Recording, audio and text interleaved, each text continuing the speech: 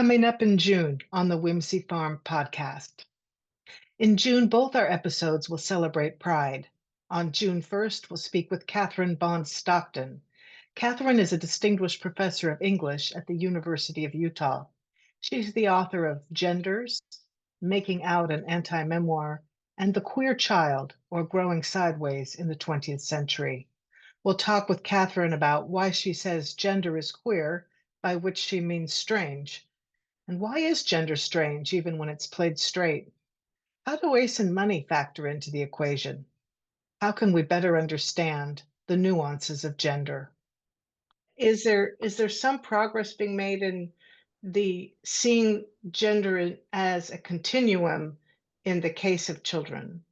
Well, I'd like to say yes, but I think it's been fits and starts and moving forward and now very much moving backward, in my view, where I think we see this government has really just made us, by fiat, reducible to our genitals once again, right? The only thing that's going to be acceptable on a passport, ID, or whatever is male or female.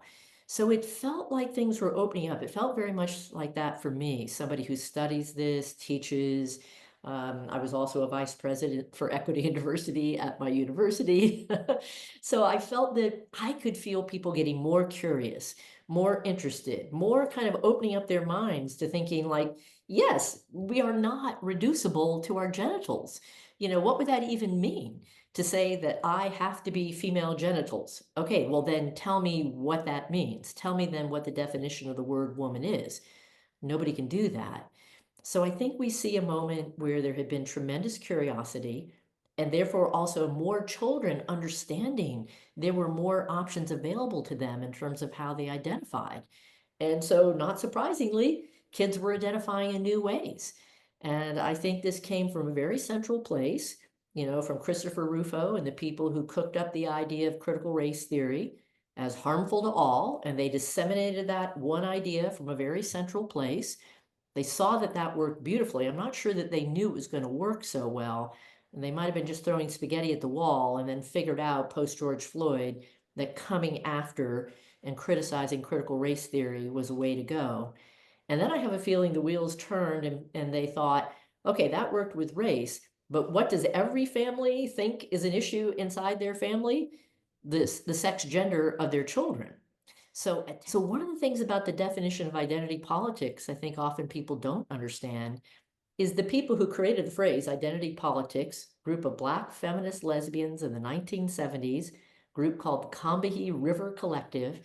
They talk about identity politics because what they want to say is that identities are the products of oppressive systems. Now, that's really important to understand because it takes it out of this idea of identity as just kind of personal and chosen and individualized. They're saying the identities that we have been imposed by the state and they have oppressive systems behind them. And so the state, as I say, gives or takes identity. If you think about the birth certificate, you think about the marriage certificate, you think about citizenship. Those are three massive zones of what we might call identity. And the state has the power to give or take those identities for us. And that's arresting when you think about it. As well. And I do have hope because I have to. That's just the way And it works. you and I have seen hope, right? In the course of our lifetimes. I mean, the arc of my one life, I would say as a kid, I never would have imagined that I would be able to be with the person that I loved openly, not closeted, that I could dress the way I dress, express myself in the way that I do. If you told me in childhood that any of those good things would come to pass, I would not have believed it. It seemed utterly, utterly hopeless. So you and I have seen things change, dramatic things change, good things change. And that is absolutely something to cling to. I actually have a phrase that I use for that: seductive kindness. Right now, I am trying to practice in my own life this ethical practice of not projecting, but listening and entering in. And in addition to that, I'm trying in my own life to use the fuel of my anger, which I consider righteous. I think we should be angry, all of us, about the inequalities in our world. the poverty in our world, the suffering in our world, that could produce righteous anger for any of us.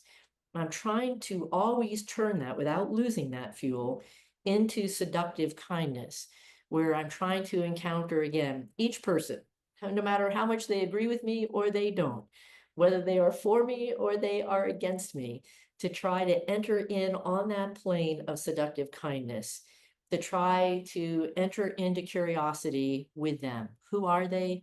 What animates them? What is their story? Let me listen. Let me find out. Hopefully, let me share back, what's important to me. And then all of this with the eye to structural change.